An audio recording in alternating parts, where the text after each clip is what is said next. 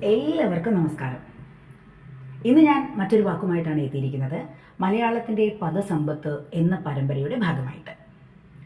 ഇന്നലെ നമ്മൾ കണ്ടത് വെയിറ്റ്, WAIT, വെയിറ്റ്, കാത്തിരിക്കുക എന്ന വാക്കായിരുന്നു. ഇന്ന് മറ്റൊരു വെയിറ്റാണ്, WEIGHT, വെയിറ്റ്, ഭാരം, ഭാരമുള്ള എന്നുള്ള അർത്ഥത്തിൽ. ഇപ്പോൾ നമ്മളൊരു സാധനം തൂക്കി നോക്കിയിട്ട് പറയണം, ഇതിൻ്റെ വെയിറ്റ് കുറച്ച് കൂടുതലാട്ടോ, അങ്ങനെയാണ് നമ്മൾ പറയാറുള്ളൂ.